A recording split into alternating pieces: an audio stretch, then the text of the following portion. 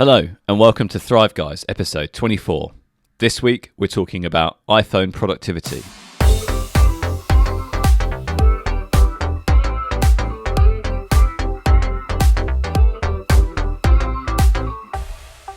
I feel good because my seasons have changed, right? So the summer of creativity is over. That's done. I've created some new habits. I've been more consistent with the creative endeavors that I'm involved with, which is always good. I'm always Excellent. I'm always happy for that. I slept on the video, unfortunately. I was going to do a Notion deep dive and I didn't get to it. I've had so much going on at work with, my win of the week last week, taking on the new role and taking on a team and all of the preparation for that. As a result, I struggled with the inclination to just sit down and record it. I've got it all planned and I've kind of got it mostly kind of nebulous in my head. I know where I want to go with it, but I just haven't actually taken the time to sit down in front of the camera and just record it and then edit it and et cetera, et cetera, et cetera. So outsource it, mate. Get someone else to edit it. I charge a generous rate. Mate's rates for you. What I was thinking is doing a live stream, so it reduces the kind of friction to do it. Just hitting record and not worrying about it being kind of a really kind of neat and tidy kind of exercise and just going for it, right? But I will do that this season. This season will be when I do it. So I'm not going to beat myself up about it. But this season is the season of get to. And what I mean by the season of get to is that it's all about reframing my mindset. So I'll give you an example. If I have to do something, like I have to clean the house, and I have that kind of in my brain where it's like, I have to clean the house. I want to think of a way to reframe it so it's a get to rather than a have to. So in that example, it's I get to spend time making my house presentable, so I'm proud to have people around. And it's just that little mental boop, that little boop, and I want to get better at doing that, and I want to get better at having a more positive frame of mind. You get to use a feather duster. I get to use a feather duster, which, as a kid, that was sick. Do you remember those? The little rainbow-coloured feather dusters. Oh, no, we couldn't afford those. We had just the yellow, pack of 10 for £1. Now I feel like royalty. But as a kid, you just swing it around and that's it. Dust gone. Spider webs out of the corner. I wonder what it's like to have that kind of privilege. Just dusting off my camera. Okay. All right, we get it. Fucking hell, mate. You love those. Hey, it kind of triggered me because I thought, I remember that. Maybe somebody could hold me up so I could reach the corners. So that was never something that I can't remember it anyway. Maybe it was, but I'm not sure. Out your memory. Maybe too I fun. blocked out my memory. Yeah, I hate fun. You're all business. Yeah, absolutely. What's been going on in your week? I know you've had a busy couple of weeks, and you're in a different environment now to when I last chatted with you over video. So yeah, I'm in my lots studio. Been going on. I booked a couple of days off this week to set up my new studio and to set up my new monitor, to set up my not new desk, my old desk, but just kind of get ready. I also turned my home into a smart home. So I've been doing all of that, setting up all the different apps, like my heating's a smart app. Oh, really? Oh, nice. Yep. So my heating's on that. I've got the smart meter being installed in August. I also went into London yesterday for the first time in maybe 16, 17 months. What was that like? We tend to share quite a lot and we're honest on the show, right? And it was, I don't know. It was nice to see my colleagues, but the break in the routine from just getting up and doing my own thing at home, it absolutely drained me. I came home yesterday and I was just like, I need my bed. But then I had to set up my monitor and get everything ready for the podcast. So, I explained to you that, actually, what was really cool, I'm going to frame this in a positive way, is that I got to ride one of those e-scooters down to the station. I'm so jealous. That kind of ignited that fire. I was like, do you know what? I feel 5 years old again. I can't remember the last time I'd ridden a scooter. And I was like, do you know what? I'm going to go for it. You tap on with the QR code, and I think it's like 25p a minute or whatever, but you can buy day passes and stuff like that, 24-hour passes. So it was a fun start to the day, and not actually a bad finish. When I got home, not stupidly late, but I actually got back home at about 8:30 last night, and just scooted home. And I felt, do you know what? This is kind of fun. Yeah. So that was enjoyable. By the way, before we get into Win of the Week, have you noticed that the Notion iPad app has had like a pretty significant update? I have not, and now I'm excited. It's so much better than what it was. So to provide context for yourselves, dear listeners, the iPad app previously was basically a big iPhone app. So the way that the iPhone app, when you want to change a block, it comes up with a panel and it interrupts everything else because it's only on a small screen, right? It's the best implementation that they kind of could have come up with. On the iPad, it does the same thing. And because the iPad's such a bigger screen, it just doesn't work quite as well, I don't think. And what they've done is they've looked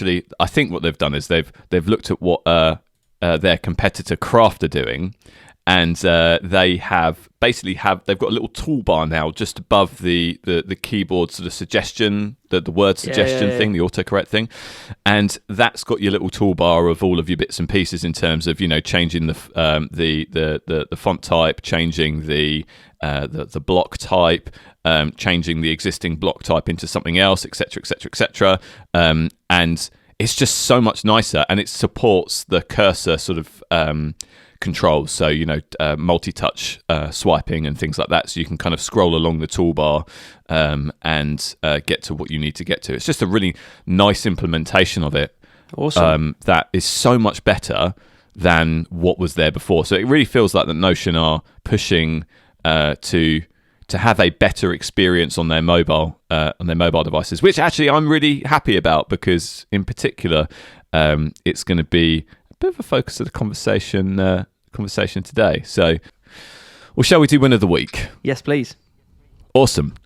So, listeners, Win of the Week is a segment at the top of each show where we get to share something that happened this week that we'd like to celebrate, just to make sure that we start the show on a positive note. So we would love to hear your wins of the week as well. We've seen lots of you send them in over the last couple of weeks or so, which is great. We do post a reminder on our platforms every Friday. So if you'd like to share your win of the week with us, please feel free to do so. Tag us on your post on Twitter or Instagram with @ThriveGuysPod or with the hashtag win of the week. So Dan, why don't you start us off this week with your win of the week? Yep, I alluded to it earlier, but I've set up my home as a smart home. I booked off time so I could set up the internet because I figured somebody might have to install fibre. So I'm just going to take the day off because I didn't know what I'd had at the property previously when I moved in. So I booked the day off, and literally I got a text in the morning just saying your internet is ready, and that was it. Brilliant. So awesome. So it gave me a lot of free time actually, instead of waiting around for an engineer to turn up or anything like that. So I set up all of my Hue lights. I set up all of the thermostats. What else did I set up? I set up a new wireless network, the Dingleberries network, which is which is specific for my application, so I can limit it and I can monitor it. And so at the moment, I've got an automation that runs at 7:30 in the morning, and all it does is it prioritizes my MacBook traffic at that point. So it's not all the time. So as soon as my MacBook powers on and I'm ready to do the podcast, I guess it slows down the other devices and uses quality of service or something to, make sure my MacBook has the priority. So, and I do get like 100 meg in this office, and I've got an access point right here that you can see. They're really nicely designed. So that was a cool purchase. I bought that on Prime Day.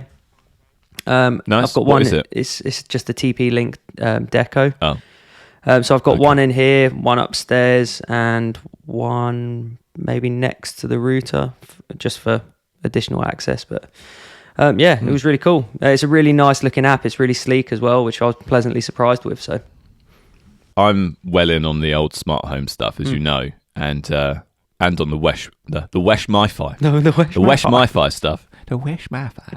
The mesh Wi-Fi stuff is excellent as well. I mean, this house is sometimes a little challenging when it comes to coverage. So I've got an access point in here, like a booster essentially, and then I've got one downstairs which is doing the main Wi-Fi.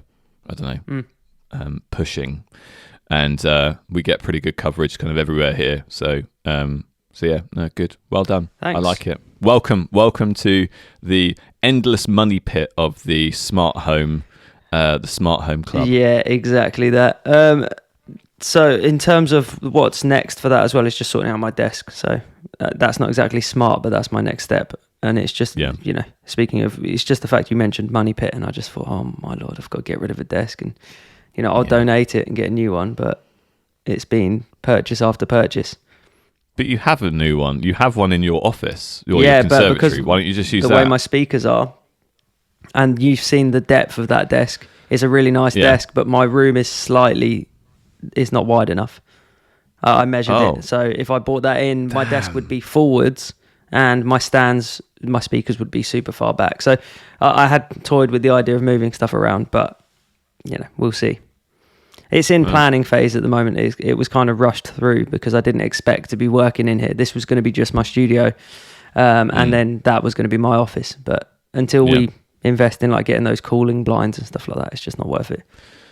Yeah, I've been considering in our conservatory putting up basically replacing what the roof is, which is this like plastic stuff, PVC, with the tiles. So you can actually buy tiles for, I think they're quite expensive, but you can buy tiles for conservatories, and they are supposed to make them feel a little bit more like a usable room. Obviously, you lose the really lightness, the lightness, the brightness, whatever. Words are just, it's fine. Don't worry. Evade you. Lightness, brightness, fightness, blightness. Good nightness. It's fine. Good nightness. Well, the opposite of good nightness. Good morning. Exactly. Yeah. Everyone knows that's the opposite as well. So anti-good nightness. That's what it is. So yeah, but what you lose in lightness, brightness, blightness, anti-nightness, you gain in like coolness, and it retains heat in the winter and blocks out heat in the summer, which I'm of the opinion that conservatories are basically useless. They're greenhouses. If you're growing tomatoes in your conservatory, you're loving life. But perfect, yeah. But in the winter, they're freezing, right? And in the summer, they are hotter than the surface of the sun. Yep. So you can't win. You kind of there's basically like 2 months of the year that you can sit in there, and that's probably April and then maybe September. And other than that, maybe even not even September, probably October, to be fair, in England. Yeah. Other than that, you're stuffed, right? You just can't, no. That's my naivety was, the issue here. And that's why I'm a bit, I'm trying to clamber to get like a decent work set up now. Because I love that desk. And I said to Kerry, I'm not getting rid of it. Like, I'm just not, like if I can find a way to fit it in here, then great, I will. But that's next on my list of problems to solve. And I'm excited. Yeah. I'm excited to solve it. Brilliant. Let me use your term, Joe. I get to solve that problem. So there you go, my friend. There you flipped it on his head, and there you go. You're in the season of get to, and boy, am I pleased for you. Good. What's your win of the week? You talk to me. I was just going to jump into that. So it's like we're kindred spirits. What is the W? That's the win. I can't do the whatever, but win of the week. The win of the week. It's just there we slow go. Though, isn't it? Yeah. Yeah, it is slow. It's not like the YMCA, unfortunately. Not like my it's not quite as catchy.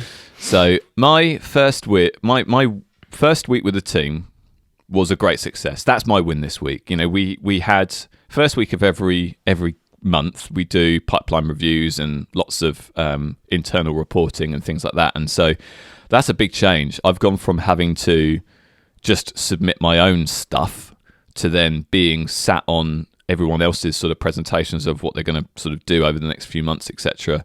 And they were really good, actually. I wasn't even pleasantly surprised. I was just pleased that everyone's in a decent place and there's no like major issues that I'm having to kind of pick up, and that's great. I mean, that's you could not ask for a better start, to be honest. And also, we absolutely smashed it out of the park this week in terms of order intake too, and so we are well on our way to achieving all of the things that I want us to achieve. And yeah, I mean, That's great so far news. so good. Touch wood, right? That's, you know, things will always change and things will always ebb and flow as time goes on. But I think, by and large, I'm really happy with how things are going so far. So Start as you I feel mean like, to go on. yeah, for sure. I feel like I made the right decision by taking this on. Let's just say that. And that's my win. Very grateful for the opportunity. So Awesome. And you get to manage So- a team, which is lovely. I get to help people achieve Their dreams. their ambitions, their hopes and dreams. Exactly. So I'm keen to jump into the meat and potatoes, the pork and spuds of today's episode, right? The idea behind today, and the reason why I was quite excited to talk about this, is by the time this episode comes out, everyone will be restriction free and probably doing some sort of hybrid work between working at home and working out and about, right? And so the way that we interact with our work tools and ultimately how we get our work done is probably going to be different now to what it was like 12 months ago. And bear in mind, Dan, that when we started this show, we were in the midst of lockdown. A global right? pandemic. The global bombemic, right? we were in a bad place, right? Yeah. And so a lot of the things that we were talking about were based on us sitting at a desk and us just kind of, you know, conversing and you're getting work done sitting here essentially. So this week, I would love for us to explore how we might get our work done using just an iPhone. So not even an iPad or anything like that, just an iPhone. We're living in a world where we can basically get everything we need to get done on a tiny, super powerful computer that sits in our pocket. Now, for someone like me, and I'm guessing someone like you, you're only a little bit younger than me, but I'm 32 and I grew up with the concept of the house computer. And I'm the sort of person that remembers his first PC being a gargantuan beige kind of behemoth, They right? were so cool. It was this enormous thing. And, you know, when I first started using computers, there was one in the house, right? And there was one at school. You know, when you had to do IT, we all had to take turns because everyone had to use the computer. There wasn't a computer room. It was just the computer. You know, and even if I think about 10 years ago when we were, well, I mean, what was 10 years ago? 2011. You know, what we were able to do on our devices has changed so drastically, and it's actually pretty amazing when you kind of consider how far we've come in such a short space of time. Yeah. To the fact where now everyone is connected all of the time.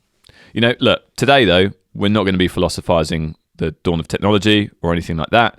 Today we're just going to talk about the apps we use to get our work done, right? So we're not going to go too crazy today. So today we're going to talk about the key components of our productivity systems, what we think a good phone app should have in order to execute effectively on the go, and what we're using at the moment to ultimately do that, and whether that lines up with those ideals. So we might have an ideal of what a phone app should be, but what we're actually using to get our work done might be very, very different. So the four kind of things that I was hoping that we'd go through today is task management, the calendar, email, and note-taking. So shall I start with what I think a good task manager is? And then I'd be keen to hear your opinion, and then we can talk through what we're using and how that might line up let's do it. with that. Yeah. So when I think about what a good task manager on the phone is for me, actually, to be fair, it's less about the technology and more agreed. just around the process of doing it, because you're trying to capture something quickly when you're on the go and you're trying to get stuff done quickly. But I think there's a balance that you need to strike between doing it quickly and being specific, being intentional about what you're capturing and what you're doing. Because if you just capture a task that's like, I don't know, do something or sort this out, or, you know, send follow-up, then you're not being specific enough. And so there's a mental barrier, there's a cognitive load between you reading what the task is and then you understanding what you actually have to do in order to execute that. And I think no matter what task manager you use, you've got to have the right process in place. The other thing that I would just kind of signpost to anybody thinking about task management in general and managing your day is don't oversubscribe, because I see a lot of people have a list as long as their arm. There's 25 things on that to-do list, and you're never going to get 25 things done in a day. I have been capturing and tracking the number of things I get done every day for the last 13 months, and the most I've ever got done in a day is 22. And that was an absolutely, like if you look at the kind of the trend over time, it's between 10 and 15, right? 22 was just an insane day, right? So with that said, though, talking specifically about the phone and about mobile, I think there are 3 things that I would love and I love about any app, right? So natural language parsing is lovely. That's my top contender. So, I kind of had a feeling that might be the case. I mention it every day. You mentioned you don't stop talking about natural language parsing. So it's the one thing that we always talk about. I know. And it's only because of you, Integration with Siri. If we're talking about the iPhone, right? Integration with Siri for dictating reminders is excellent. And I use that all of the time. But I don't use it for my work tasks, but I'll come back to that in a tick. The third one, and this is kind of in order of priority, I guess, is location-based reminders. So being reminded when you get somewhere to do something, or being reminded when you get in your car to do something, or get out of your car to do something. Those kind of contextual-based reminders. Oh, I love them. They are delightful. So I don't know whether you've got anything to add, Dan, if anything that I didn't cover there in terms of like your pièce de résistance for task management. It has to be available offline, obviously. Good point. Some of them, I mean, not any of the ones that I use, but that is like top priority. It has to be available offline because you always want to put tasks, and it's like just sync when you've got connection, right? There's nothing worse than being like, right, I've got a list of 15 things to do. Let me have a look, and it's like, hang on, I'm on the tube. I've got no Wi-Fi. I've got no 4G. It's painful. Not that I've encountered that, but that's just one of the concerns that I was thinking about. So top point. The next one is, as you mentioned, natural language. Like you just want to be able to talk to it, or you want to be able to type it in. You want to say today, 9:45, remind me to do this, or tomorrow I need to do this. So it's not done immediately. I didn't really care too much about the location-based services, but now that you've mentioned it, I think, do you know what that is? The example I always remember, and the one I always go to when people talk about, they call it geofencing or location-based services, right? Yeah. Is the one where you mentioned that when you go shopping, your list pops up and says, right, I can see you're at a shopping centre. Make sure you pick up, bananas, whatever you're picking up. And that's wicked. Absolutely. And interestingly, I was mentioning the scooters right at the start, they use geofencing. So when you're in a certain area, you can't go full speed. It goes at like 5 miles an hour or whatever. So as soon as you go past that geofence or that location, it's then like, right, you can have access to full speed now, which is, I think, 3 times the speed. What a world we live in. I know, it's crazy. Right? It's so cool. When you think about it, it's like, wow, technology is amazing. It is. I don't know why, but obviously we just accept this as a norm in our lives, right? But when you actually think about it, it's like, wow, that's what? I knew someone that was working on a project for a museum. I can't remember who it was, to be honest, but they were working using geofencing to, when you used to walk around museums, and you would go and look at the artifact, and you'd press you would say press B or press C to listen about it. Yeah. They would now use geofencing, so when they walked into that area, it would just start playing, and then if you merged between them, you could hear the audio change, which is really cool. Awesome. And I'd love to do like an audio project like that where music changed, where you went into different rooms just based on geofencing. I think that'd be sick. That would be really nice. So then you could build music into like the architecture of the building. So if you went into like a darker room, you could have like a, more dissonant kind of sound of music and stuff. But that's just ambition for you. Well, one of the things that I really like about the AirTags piece, and the AirTags, like little things that you put on your keys and stuff, is they've taken kind of geofencing to the next level with the U1 chip in the phones and the U1 chips in AirTags, where it gives you like hyper directional kind of feedback in terms of where your keys are, essentially. So it's like it's not Bluetooth, it's like this other thing. Yeah. And it's like taking geofencing to like the umpteenth level, where to your museum point, you could, if that had that kind of technology, and you could just like point it at it, and it's almost like an NFC tag type that's thing, wicked.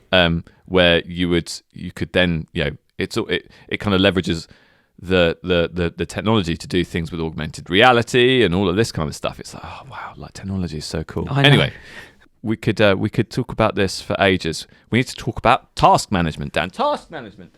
What do you use? Tell me. So just to recap on all of the lovely things that we said that we would love, because it's good context. Natural language parsing, number 1. Integration with Siri, number 2. Location-based reminders, number 3. Offline mode, number 4. And I think that was it. So of those 4 things, my task manager has, let me just count, 0 of them. I'm sorry, because I use Notion. So yeah, there we go. There's a reason why, though, and we've talked about it. I talked about it on episode 9 and episode 10. But just to recap, the value that I get from managing my tasks in Notion is worth more because of the emergence of having a connected system, because my tasks are connected to my projects, they're connected to my clients, they're connected to my wikis, they're connected to my team members, they're connected to everything, right? Because of that value, that emergence that I get from having everything connected, that is worth far more than natural language parsing, integration with Siri, location-based reminders, and offline mode to a point.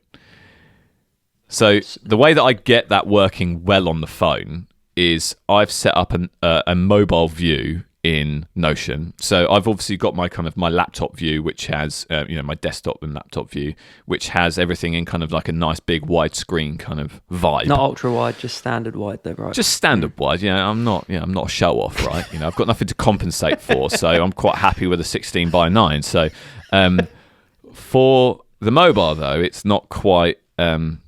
They don't work. The buttons are too small. I can't get to the buttons. Now you're showing your age. I am showing my age. So what I've done is I've set up a number of custom pages that essentially are they're using the list view rather than like the full database view, and I have linked to those via custom shortcuts on my iPhone. So I'll put a link in the show notes with my iPhone home screen.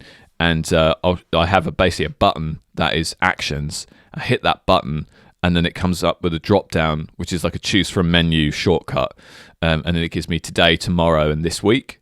And if I hit today, it takes me to one link. If I hit tomorrow, it takes me to another link in Notion, etc., etc., etc. We should pop a pin in that as well, because I think there's room for a Thrive Bite to be done on that, because I had a message about how somebody had listened to the podcast and wanted to set it up. So definitely we should share that in terms of creating them and how we've done it for our stuff. Yeah, absolutely. I actually tweeted about this maybe a couple of months ago, where I showed how this works. So I'll put a link to my tweet in the show notes. So cool. That is a perfectly usable scenario, right? That is perfectly usable, and when it's connected with all my other Notion components, it's great, it's delightful, right? But so it doesn't tick the boxes, Joe. But it doesn't tick the boxes. But I do have a redemption story here, right? This is a whole arc that I'm going through, Dan. So like an anime. I do use it is well, we're in season 2 now. I'm about to have my redemption story. I do use Siri all the time for adding reminders, but obviously that doesn't work with Notion. But I only use this for non-work stuff. So if I want to be reminded later on to, I don't know, buy something, I'll have a look at this article or do this or do that or whatever, I'll just say, hey, assistant, remind me at X time to do Y. And I just use the Stock Reminders app for that. The Stock Reminders app on the iPhone is actually great. It does location reminders. Yep. It does natural language parsing. It does integration with Siri for dictation. And it has an offline mode. So it actually ticks all of those boxes in terms of what I need, but it doesn't connect to Notion or anything like that. So I use it for all of my personal reminders. So that's me. I'm pretty happy with my mobile task management setup. I haven't actually gone and used it in anger out and about yet. So, we'll give it a few months and I'll check back in and tell you whether it's a load of rubbish or not. So, what about you? What are you doing at the moment? Are you still on the Todoist hype train? Can't change me. Can't change. Don't want to update. Don't need to. No, it's really cool. Enough. It does natural language. So I just always I don't really use Siri with it. It's not top of my list. I don't like talking to my phone a lot of the time. I use the Amazon Echo. So I'm already part of that ecosystem. Look, we've got to have different interests, Joe. Otherwise, the show's very boring. If we have all the same stuff, that's why I got the ultra wide monitor, just to mix it up a bit, because you don't have one. Yeah, fair enough. Yeah. Fair enough. Okay, fine. So you're okay. I'm part of the Amazon ecosystem. Yeah. They're not plugged in at the moment, actually, because I don't really know why they're not plugged in. And every time I say that out loud, or I say, Alexa, I kind of get a bit scared that someone's going to go, I don't understand. So, because I wasn't talking to you, I was just talking about you, not talking to you. So yeah, Todoist is really cool. You can use the web version, you can use the app version, and it works really well in the sense that I can just say, like, today do this, or every day do this at the same time. So like if a new automated task comes in, I can just say, like, every Wednesday do this, because I still like to tick them off. Even if it's an automated task, I like to know that it's run and go, right, that executed, tick that box. For example, like I have a daily email that goes out, and yesterday it failed because someone changed the email alias their side, and it was like, if I didn't know and didn't have a task that kind of ticked off, or a calendar that had reminded me, I just wouldn't have known it had failed, because I don't check it. I don't go, right, I'm running some automation at this time. So Todoist, it's got really cool features in terms of, like, you can set your own theme and stuff like that, which syncs across all your devices, which is kind of nice if you want a bit of a change. You can change the app icon. I don't really know what else it offers. It's just a really neat task manager. That is one thing that we forgot, though, just to kind of rewind maybe 30 seconds, is recurring tasks. Yeah. That's one thing that Notion doesn't do either. There's loads of hacks around it that I've seen on the interwebs, on that old internet. Oh yeah, I've been on that before. But they're all rubbish. They all don't work. So if you've got to have three different programs just running to create a recurring task, for example, it's not worth it. So Todoist like that, that's why it's head above the clouds for everything else, in my opinion, for task management. Because if you say to me, we're going to do the podcast every week, we need to do these certain things, which I have a recurring task on Friday night at 6 p.m. And when that task comes in, it has subtasks that says, like, think of win of the week, plan the episode, and get ready to upload your audio, or whatever it is, or set up your desk, whatever it is. I can't remember what the task is at the moment, because I just can't remember. Yeah, fair enough. I mean, the stock reminders app does do all of that, but I think Todoist is one of those that one of the things that I quite like about it is the gamification piece, where you kind of become, I don't know, exactly. I kind of like that idea. I don't like that idea enough to change from what I'm doing, but it's kind of a cool vibe, I guess. Yeah, I agree with that. I mean, I don't think I've ever looked at my karma and thought this is great, because what does it matter? No, am I going to message you and say, hi Joe, I've got a lot of karma today, thanks. Yeah. Let me share that with the fans. Yeah. So moving right along, let's talk about the calendar then. So, do you want to start this one in terms of what you think a good mobile calendar app should have? It should have the dates, infinite amount of dates. Okay. It should allow you to do recurring. Is that all you need? Honestly, what more do you want from a calendar? I'm being half sarcastic, but for me, I would like integration to which there is between Todoist. You can create a task and it syncs up with your calendar so you can see it. Right. But I don't really need that. My calendar is for people that want my time, that book stuff in, or if somebody says, all right, Joe, you message me and say, right, can you, do you want to pop over next Sunday? I don't want to think about that. That's not a task. It's not like something I have to do. It's a reminder. I just put that and say between 9 and 9 a.m., 9 p.m., go into Joe's. Tick. Yeah. That's all I need. I think it needs, which it does have, is that locations, where you can set the location of where you're going, for example. Like when we go climbing, it's nice to have that address so I can just tick it when I get in the car and go. Yeah. But that's all I require from a calendar. Okay. So my requirements are somewhat more comprehensive. I'd be keen to hear. because I think I work in my calendar a lot more than you do. I kind of, my calendar is like the Bible, and then my tasks are essentially the stuff that I do during my focus time. And so I'll block out focus time in order to do those tasks. That's how I kind of that's how I'm kind of intentional with how I spend my time. So the first thing for me is color coding. I'm a massive color coder when it comes to my calendar, and that's why the Apple stock calendar is just no bueno for me. Unfortunately, I use Exchange, like Office 365, for my calendar because that's what we use at work, and it doesn't support the categories piece that you get in Outlook. It just shows it all as one color. The only way that you can have different colors on the Apple calendar is if you have different calendars, and that just doesn't work for me.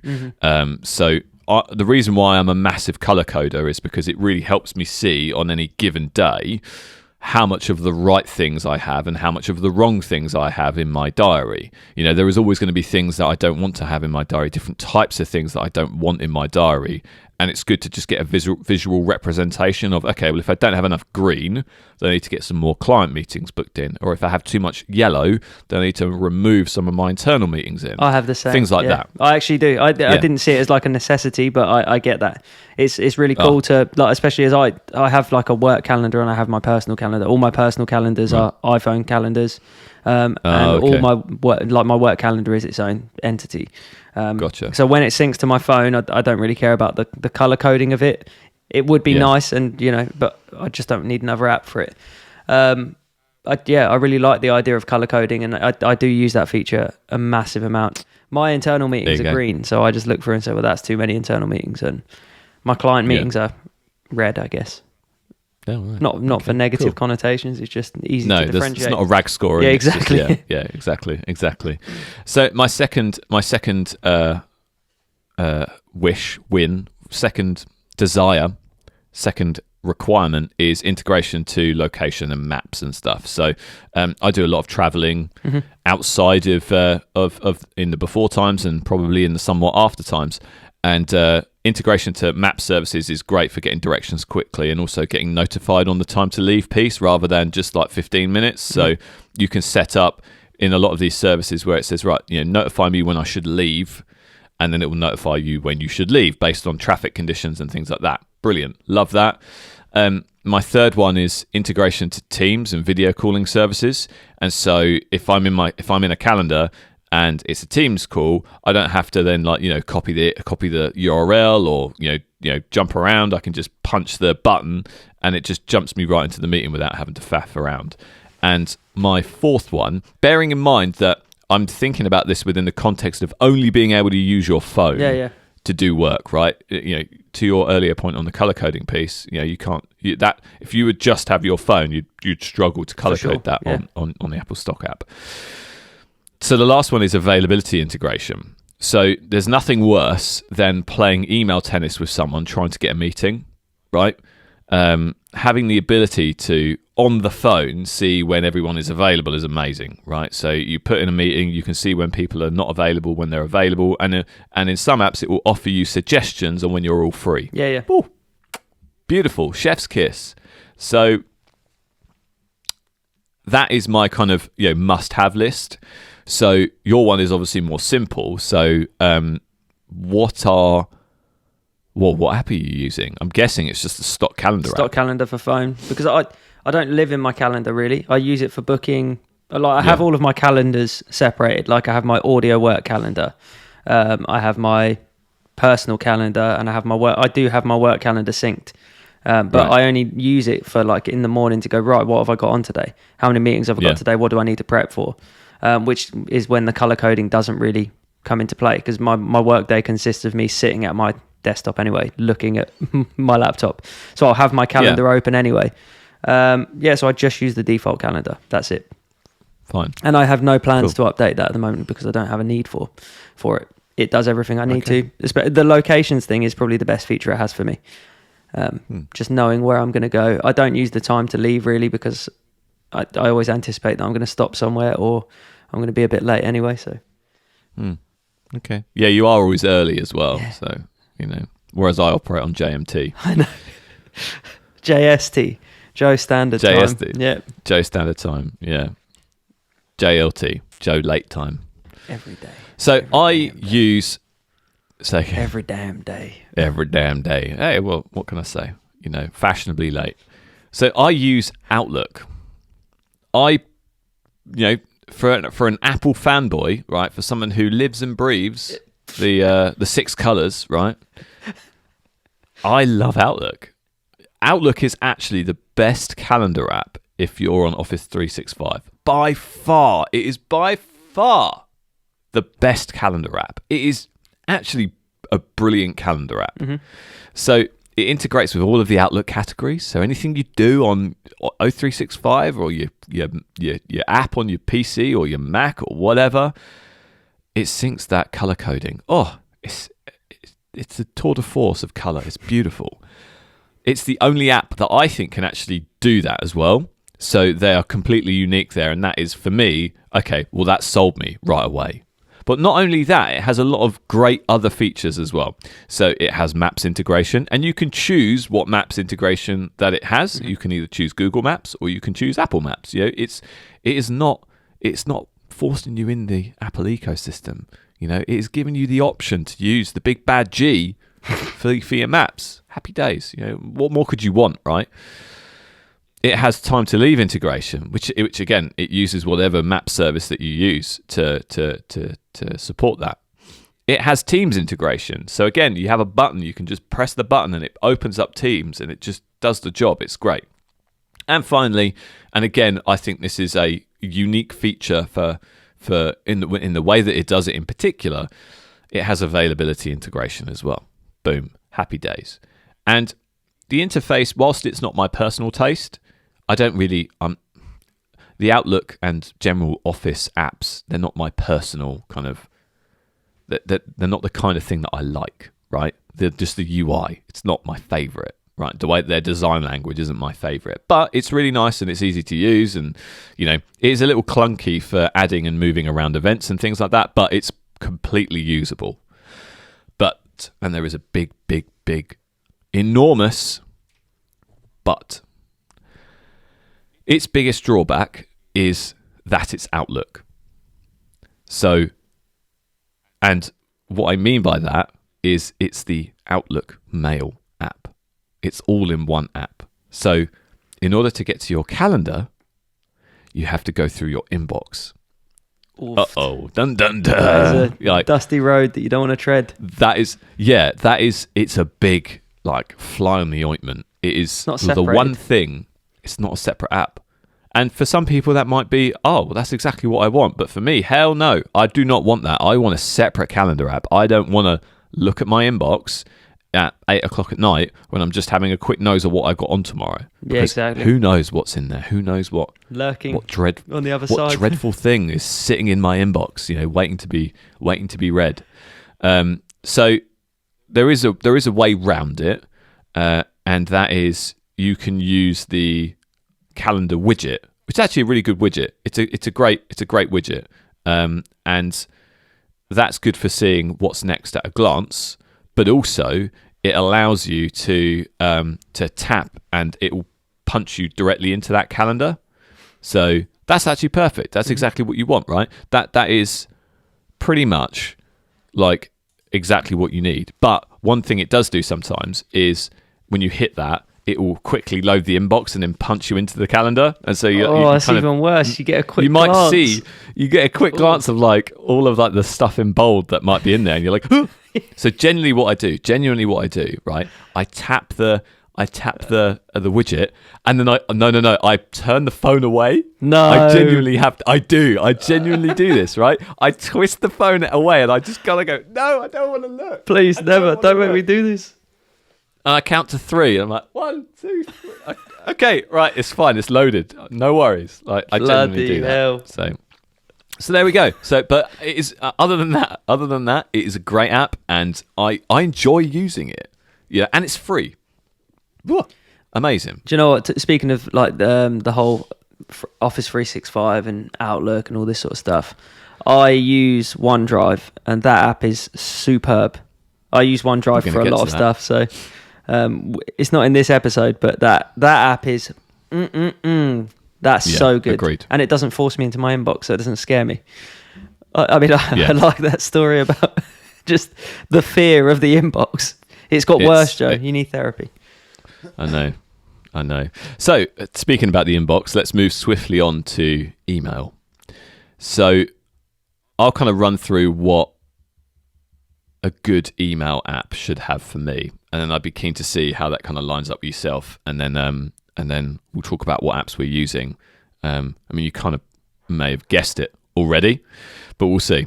So, for me, on email, on the phone, it's important to be able to triage email really quickly and easily. So I'm not the sort of person that will sit and write email on my phone for long periods of time. That's just not the kind of thing that I do. Mainly because there's no app that would be good at that, right? So just doing a quick triage for things like archiving, flagging, moving to folders and things like that, that's perfectly fine, right? Yeah. So that's number one, it being quick and easy to get around and get things kind of out of your inbox. Secondly, I would prefer it have AI features of some sort to clear out the cruft, right? To remove the noise as much as possible so I can just focus on the important stuff, right? And one thing that I don't use, but I really like as an idea, is team collaboration. And what I mean by that is being able to kind of share an inbox with a team member and kind of compose emails together and kind of chat about those what you're going to respond. It's not something that I need personally, but I like the idea of it. So really, it's just being easy to use, quick to get through emails, quick to respond to emails, and AI where possible to clear the cruft. So I don't know whether you've got anything that that you'd like to add to that. For my essentials, I've got quick responses. Like when you can see an email and it's like you just hit a shortcut that says received, or I'll get back to you, etc. I love those quick responses, and like being able to, because on like the web you can hit the tab if you're in Outlook and stuff like that. You can hit tab to kind of guess what the answer is or guess what your response is. I like having quick responses on the phone. It has to have an out of office ability, because that's most of the time you set your out of office, you've rushed off to go on holiday and you're like, do you know what, I want to load up the app and I want to set my out of office easily. You don't want to have to go through multiple different menus. Custom signatures are a must. I think it makes everything look so much. That's especially if you're doing a lot of work from the phone. It's a necessity. You don't want to have like sent from iPhone or sent via Outlook, which most people have. I think you can probably set them, but I think that needs to be like, it's a must for me. That's all I require from it. Nice, simple, nice. So what are you using to achieve that nirvana of requirement? For iPhone, the Mail app. Oh, so your stock Mail app as well. Stock Mail app for personal stuff. For work, I use the Outlook app, just because it's so much smoother, so much more buttery, because I've got two separate phones. Oh, okay. So for your work, so your main email, like, because who's doing lots of personal emails? No one really. Well, I do my audio work on my personal email, so I have like a company email address for that, but I don't use Outlook for that. I've got like a default signature that I use.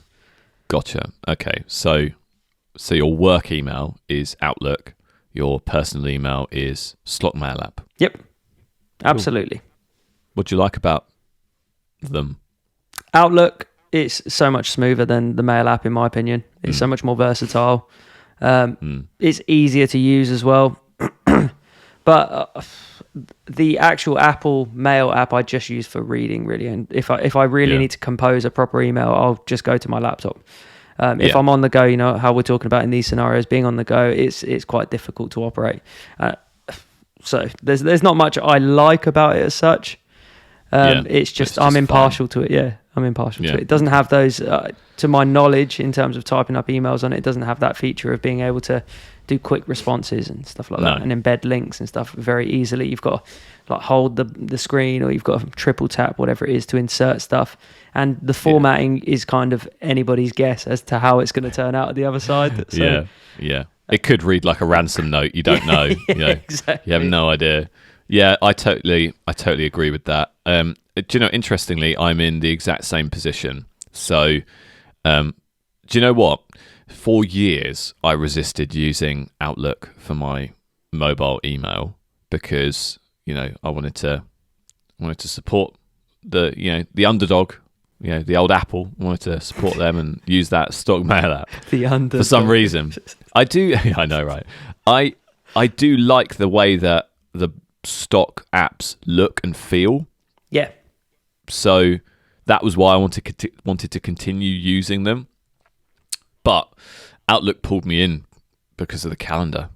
That categorization is so critical to like my workflow. Essentially, it pulled me in and went, okay, well, if I want to use the calendar, then I should use the mail app, the Outlook app to do that.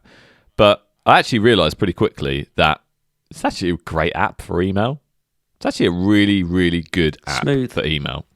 And whilst as I've said, I don't like the design style of Microsoft apps typically, I am less aggrieved by Outlook than some of their other apps.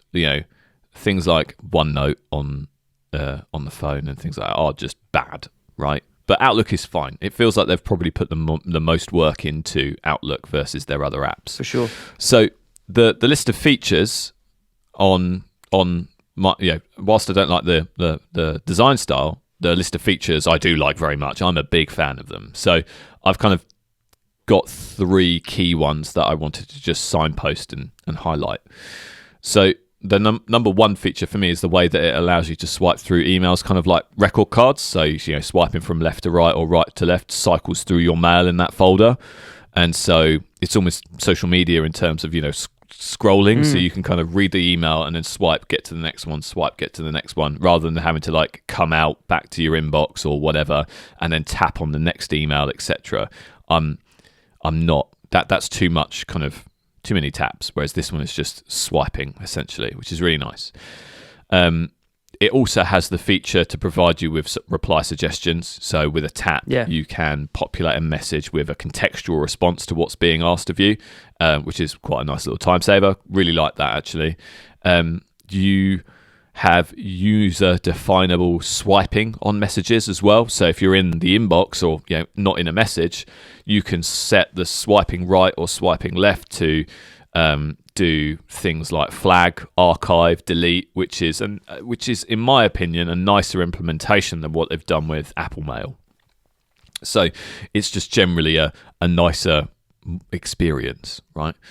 And again, similar to the calendar side of things, if you're in the Office 365 ecosystem, this, in my opinion, is the best app for email by far. And the reason for that is because it connects with all of your files in OneDrive, it connects with your calendar, and it connects with your colleagues. So in the search tab, which is the button in the middle, that's great. Yeah. For me, I can see all of my recently interacted with contacts. I can see a scrolling list of attachments that I've been sent recently, and it's not just what I've been sent recently on email. It also interfaces with Teams. So it basically looks at anything that's been shared with me by way of an attachment or by way of the kind of the O365 sharing thing, the SharePoint sharing thing, and it just serves me up everything there. And it also gives me a suggested invites or suggested calendar times from the body of messages and things like that. So it's really just a good app. If it was separate to the calendar app, so if you had mail and search and calendar separately, or the option to have calendar separately, it would be perfect, and I would be big thumbs up from me. So that's email. That's probably where I would spend most of my time on the phone in terms of just like getting work done. So the final thing I wanted to just expand upon and maybe explore with you is note taking. So I don't know whether you've got any thoughts on what a good mobile note taking app should have. It should be Notion, offline mode. That's it. It should be Notion. You should be able to just log into Notion, do what you need to offline.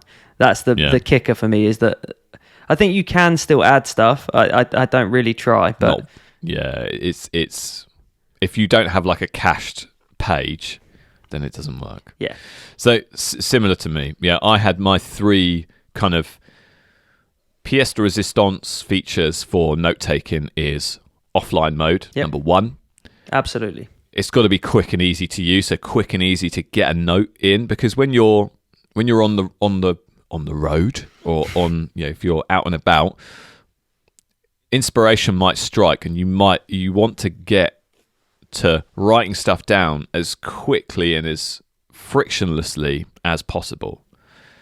And I also believe that powerful sharing is important as well. So getting a note down and then sharing it with someone, or sharing it with a different app, and things like that are kind of killer features for me. So, as you've described, Notion is our main kind of wiki repository for most things.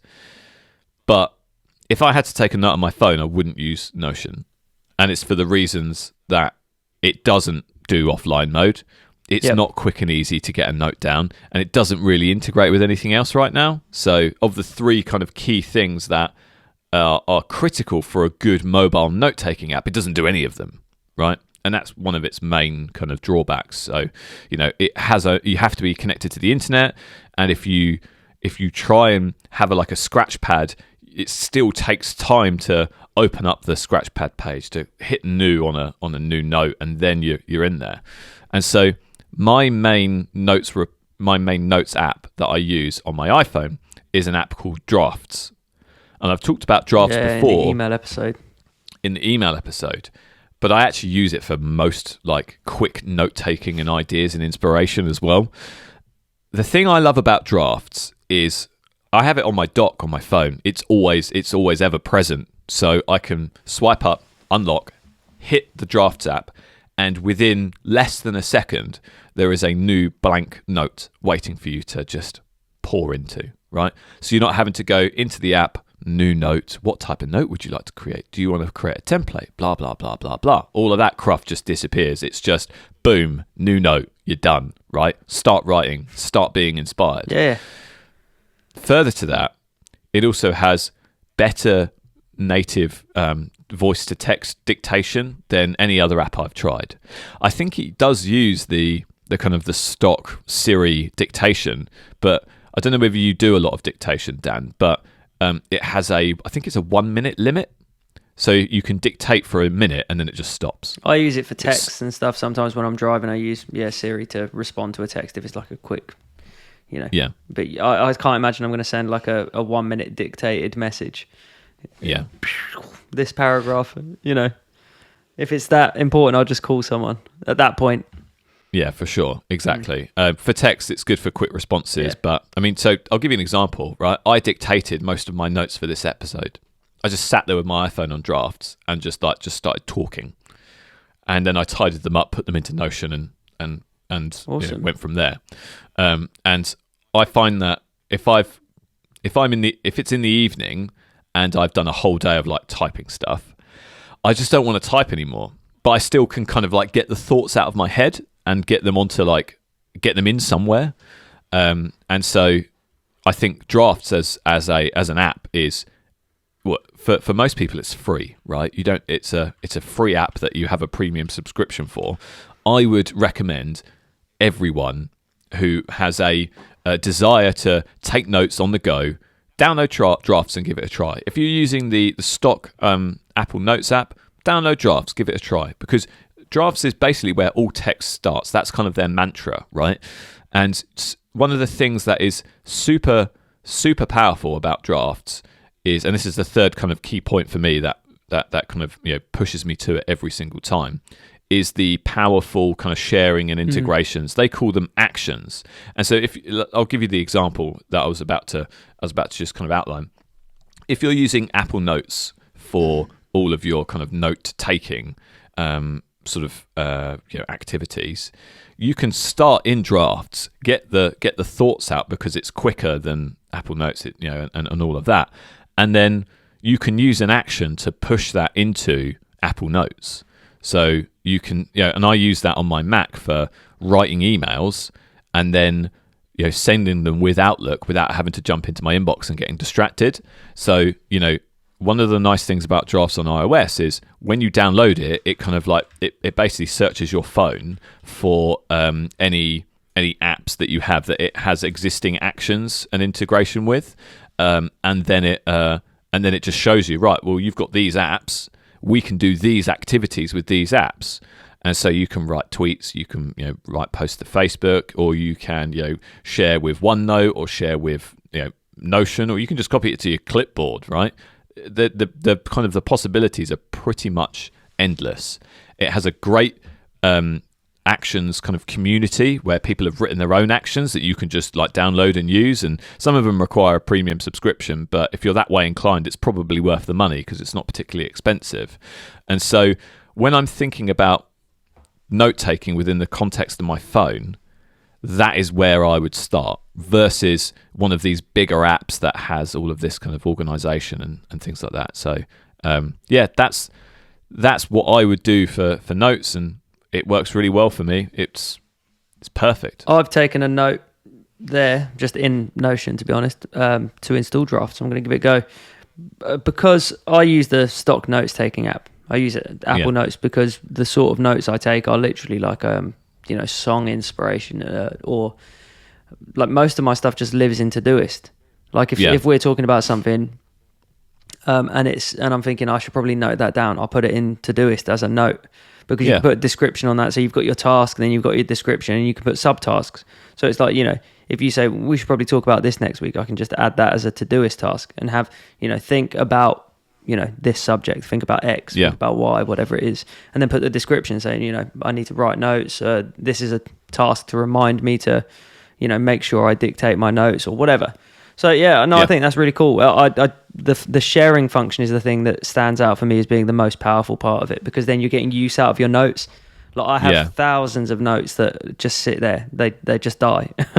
It'll be one of those things that we'll be talking about something, and you say, oh yeah, you should check this out, and I'll be like, right, cool, that's a note. And it'll just die. I don't do anything with it. So it'd be nice to have the power to actually do something with that data. Yeah, absolutely. And I will make a case for Apple Notes though. One of the things that Drafts doesn't do quite as well as Apple Notes is kind of accept rich text. It's a text editor. It's like, don't expect the notes to be pretty. Let's just say that, right? It's like Markdown, so it won't. It doesn't even do like bold and italics particularly prettily. It does them, but it kind of uses the syntax for Markdown, which is exactly. That kind of stuff is fine though. What Apple Notes does impeccably well is handle basically anything you throw at it. You throw a link at it, it handles it. It puts it in a nice little kind of record card, and it's just nice little aesthetically pleasing. Little thing with a preview and stuff like that. And one of the things that's coming out in the new iOS that's coming out this autumn is Quick Note.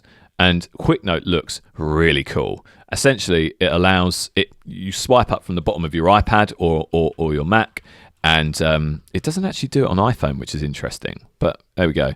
And you can write contextual notes based on what you're doing. So let's say, for example, you're on a website, and you swipe up, write a quick note, and link to the website. When you go back to that quick note, it knows the context within which you wrote that note.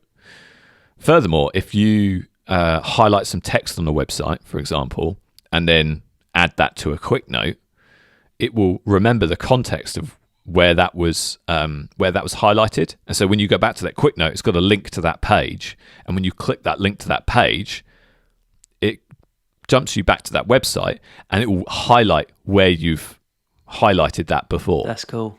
It's really cool. I haven't downloaded the beta on my iPad or my Mac yet, because those are both my production machines, both for work and for Thrive Guys. But I do have it on my phone, and there's some cool new stuff in the beta. Maybe we'll talk about at some point in the future. Yeah, so agreed. Yeah, so that wraps up today's episode. Those were the four main areas that I wanted us to explore today. Have you got any final thoughts, Dan, or any? No, I'm excited to try out drafts. I don't really, until sort of sitting down and having this discussion, I didn't really see the power in the notes that I make. But there's a lot that can be done in terms of preparation, and maybe trying to use some dictation, because like you, I spend most of my day typing up stuff. And it'd be nice to just sit there and be like, right, I've got an idea, especially when it comes to, writing music and stuff, like almost like voice notes, but, not, especially with, with words and stuff like that. Sometimes it's nice when you're just on a walk to just be like, just to jot down a random idea without having your head in your phone. You just got your headphones in and say, right, I want to dictate this. You've reminded me of probably one of the best features about Drafts, and that is its Apple Watch app. So if you are walking around and you want to take a quick note, then it has a complication that you can put onto your watch where you tap it and it will just start recording. Yeah. And then you can just dictate into it, and then it just saves it to your phone. Job done. You don't even have to pull out your phone or anything. It just does it. Lovely. Excellent. So with that in mind, I mean, I've got some final thoughts that I'll just go through, and then we'll let everybody get on with the rest of their Sunday. I think that now that we're in sort of almost the after times now, for a lot of us, the situation that we have at work and getting work done is still remote first, but there is probably a little bit more out and about work that we'll be doing. And so it's important to remember that the phone is so powerful. iPhone, if you've got an Android, then that's cool. If you want to talk to yourself, that's all good. But they're still powerful. The iPhone is one of these devices that, especially if you use the right apps, you can just do whatever you're doing on this massive computer that you've got, on this tiny computer that you've got. And so there's no reason why you can't be effective at achieving whatever it is you want to achieve if you're away from home and all you've got, or away from the office and all you've got is that phone. So my advice to you is delete Facebook, Instagram, Twitter. Just get those out of your life, and download Outlook and do some emails. Get it done. That is a final thought and a half. Have you guys considered just don't enjoy yourself? I promise you, the more productive you are, the better you'll feel. Just thanks for that, Joe. Stop looking at tech Twitter and get some emails done. You lazy sod. Get rid of the craft by just deleting all social media. Easy, done. Thanks, Joe. Job done. Get rid. Tips to success. Well, I mean, to be fair, like, joking aside, I wasn't obviously being serious, but joking aside, if you want to stop procrastinating, get rid of those apps, because they are designed from the ground up to stop you getting things done. Correct.